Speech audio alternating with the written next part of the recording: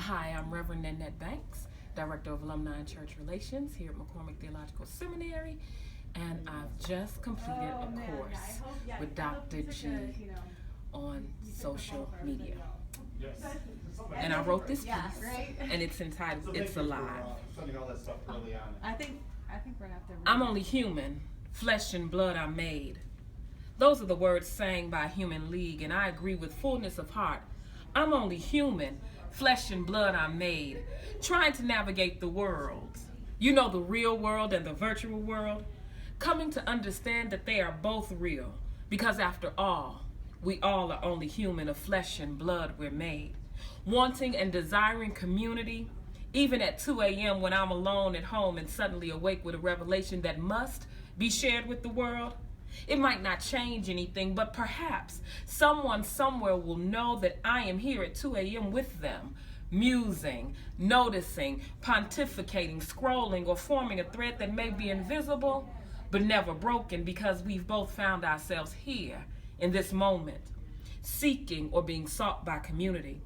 It doesn't matter if you're just lurking, you're important to this move too, this community too, so come on aboard. Let your words, thoughts, and musings fill our screen and our heart.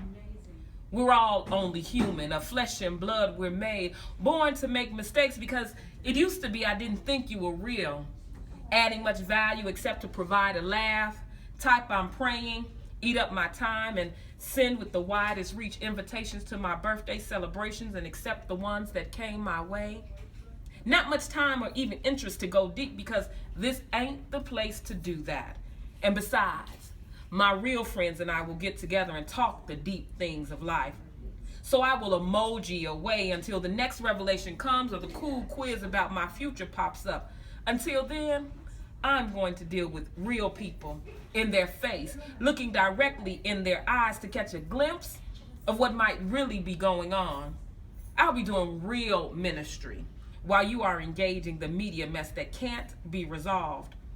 Now, I'm wondering if maybe the eyes I look into were with me at 2 a.m., scrolling, posting, musing, giving me insight into the world.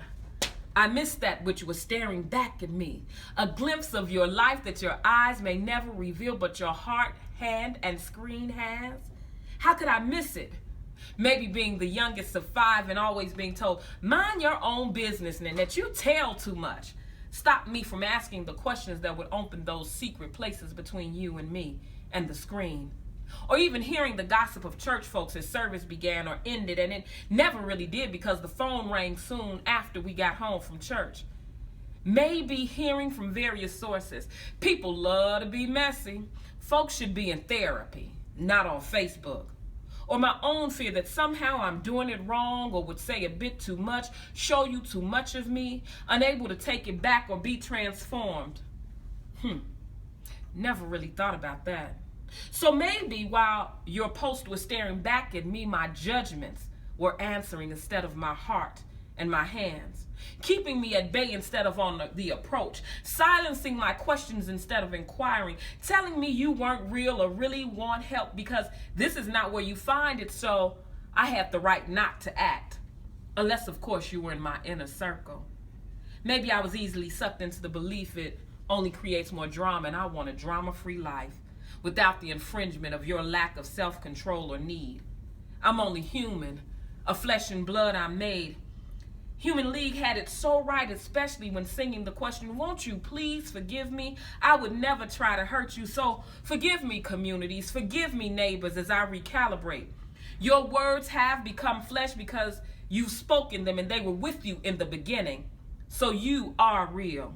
Forgive me, communities, forgive me, neighbors, for what my eyes did not see nor my ears heard. Forgive me, communities, forgive me, neighbors, as I lean in to meet you as you meet me, right where we are, in community, scrambling to connect, affirming our own humanness and worth, real live human beings, of flesh and blood we're made. At all times of the day, we will find ourselves gathering together, reaching to be healed, and hear someone say, your faith has made you well, praying that a friend will lower us through a hole in the roof to get us exactly what we need, to share the unspeakable joy that fills our soul when Jeremiah's words are fulfilled again and again and again and again. For I know the plans I have for you, says the Lord. Plans of peace and not disaster. And maybe the plan includes seeing you as real, vibrant, and just like me, human, of flesh and blood, we're made.